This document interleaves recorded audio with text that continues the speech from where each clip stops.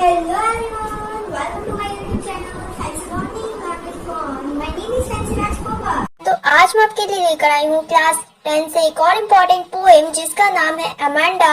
और इस पोएम के जो पोएट है उनका नाम है रॉबिन क्लेन। जैसे कि मान लो जब आप बच्चे थे तो आपकी नोटबुक आपकी टीचर चेक किया करती थी, लेकिन जैसे जैसे हम बड़े होते गए हम नोट्स बनाते गए और उन नोट्स को हमें ही मेंटेन करना पड़ता था। तो जैसे जैसे हम बड़े होने लगते हैं, जैसे जैसे हम मैच्योर होने लगते हैं, तो हमारे ऊपर कुछ ड्यूटीज, कुछ रिस्पॉन्सिबिलिटीज आने लगती है जो कि हमें फॉलो करना होता है। तो यहाँ पर इस पोएम में एक छोटी सी लड़की है जिसका नाम है अमांडा, और वो लड़की धीरे धीरे बड़ी हो रही है। तो उसकी मदर जो है वो उसके गलतियों पर उसे पॉइंट आउट करती है और वो उसे कहती है कि तुम ये मत करो, ये करो, ऐसे मत बैठो, ऐसे बैठो। और वो जो लड़की है, वो जो बच्ची है, वो इन सारी ड्यूटीज से भाग रही है।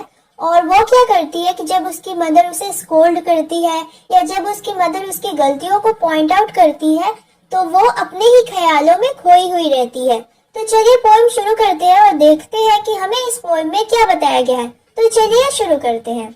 तो देखो पोएम कुछ ऐसे लिखा गया है कि पहले पोएम का लाइंस लिखा गया है स्टैंजा वाइज, फिर ब्रैकेट में कुछ लिखा गया है। तो जो ब्रैकेट में लिखा गया है वो अमांडा का ख्याली पुलाव है, यानी कि जब अमांडा की मदर उसे स्कोल्ड करती है तो वो क्या सोचती है वो सब ब्रैकेट में लिखा गया है। तो यहाँ पर जो पोइटेस है वो अमांडा के बारे में बताती है। अमांडा जो कि एक छोटी सी लड़की है और वो जब भी गलती करती है तो उसकी मदर जो है वो उसकी गलतियों पर उसे टोकती है, और तब जो अमांडा है वो अपने ही ख्यालों में खोई हुई रहती है। तो देखो अमांडा जो है वो अपने नाखूनों को चबा रही होती है, तभी उसकी मदर जो है वो आती है और वो उसे टोकती है कि अमांडा ये क्या कर रही हो तुम, नाखून मत चबाओ, ये बहुत ही बुरी आदत होती है। फिर अमांडा जो है वो अपने कंधों को झुकाए हुए बैठी हुई रहती है, यानी कि वो एकदम लेजीली अपने कंधों को, अपने शोल्डर्स को झुकाए हुए बैठी हुई रहती है। तो उसकी मदर आती है और वो कहती है कि अमांडा ये कैसे बैठी हो, स्ट्रेट बैठो अमांडा, यानी कि उसकी मदर उसे राइट पोस्चर में बैठने के लिए कहती है। तो इस टाइम पर जब उसकी मदर उसे स्कोल्ड कर रही होती है तो वो अपने ही ख्यालों में खोई हुई रहती है। वो इमेजिन करती है कि वो एक बड़े से गहरे से हरे रंग के समुंदर में है और वो वहाँ पर अकेली रहती है, यानी कि वो सोचती है कि वो एक जलपरी है और वो वहाँ पर अकेली रहती है और वो समुद्र की लहरों में बहती चली जा रही है और वो वहाँ पर रिलैक्स कर रही है। तो अब अमांडा की मदर जो है वो फिर से आती है और वो कहती है कि क्या तुमने अपना होमवर्क पूरा किया अमांडा, क्या तुमने अपना रूम साफ किया। फिर वो कहती है कि याद करो अमांडा, मैंने तुमसे तुम्हारे जूते साफ करने के लिए कहा था। तो जब अमांडा की मदर उससे ये सारे क्वेश्चंस कर रही होती है तो अमांडा जो है वो अपने ही ख्यालों में खोई हुई रहती है। तो अमांडा जो है वो सोच रही होती है कि वो एक ऑर्फन है, वो एक अनाथ है और वो इधर उधर स्ट्रीट्स में घूम रही है। तो इसका मतलब यह है कि अमांडा जो है वो इमेजिन करती है कि अगर उसके पास पेरेंट्स नहीं होंगे, अगर वो अनाथ होगी तो वो फ्रीली इधर उधर स्ट्रीट्स में घूम पाएगी, वो अपने नंगे पैरों से स्ट्रीट के ऊपर डिजाइन्स वगैरह बनाएगी। तो हम कह सकते हैं कि अमांडा की जो थिंकिंग है वो उसके मदर के बिल्कुल ऑपोजिट है। उसकी मदर जो है वो अमांडा को नीट एंड क्लीन रखना चाहती है, लेकिन यहाँ पर जो अमांडा है वो नंगे पैरों के साथ घूमना चाहती है और वो डस्ट के साथ खेलना चाहती है।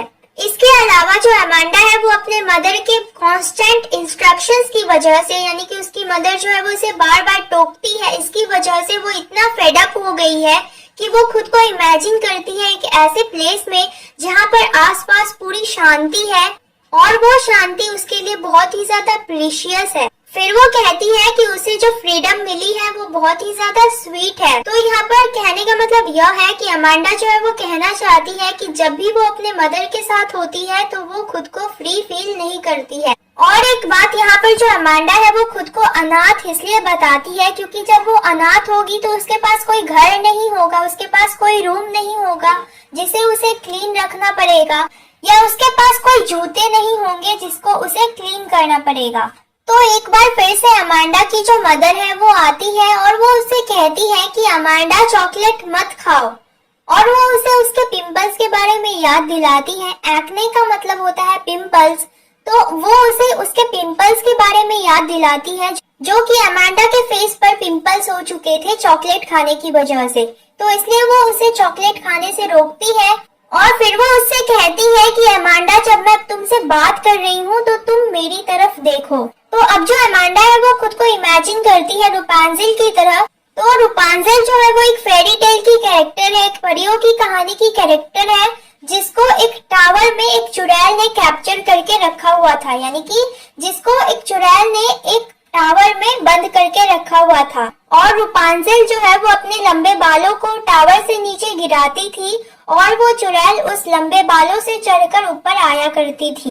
तो यहाँ पर जो अमांडा है वो खुद को रूपांजिल की तरह क्यों इमेजिन करती है, क्योंकि उसे लगता है कि वो उस टावर में बहुत ही पीसफुली और फ्रीली रह पाएगी।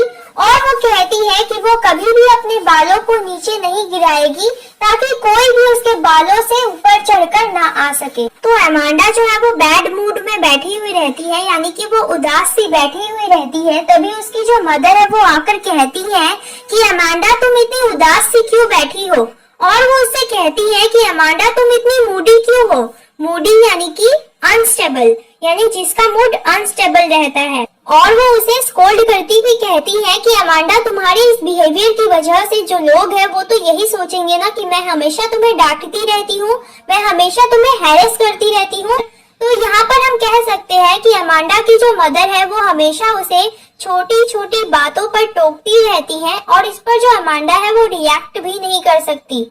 अगर वो रिएक्ट करती है, अगर वो अपने इमोशंस को एक्सप्रेस करती है और वो इमोशनल हो जाती है, तो इससे अमांडा की मदर की प्राइड जो है वो कम हो जाती है और वो उसे स्कोल्ड करती हुई कहती है कि अमांडा, तुम्हारे इस बिहेवियर की वजह से लोग तो यही सोचेंगे ना कि मैं हमेशा तुम्हें डांटती रहती हूँ, जिसकी वजह से तुम्हारा जो मूड है वो अनस्टेबल रहता है।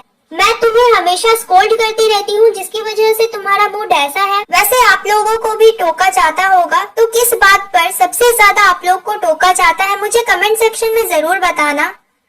और ये था हमारा पोएम। आई होप आप लोग को समझ में आ गया होगा। तो मिलते हैं आपसे नेक्स्ट वीडियो में एक और नए टॉपिक के साथ। तब तक के लिए हंसते रहिए, खुश रहिए।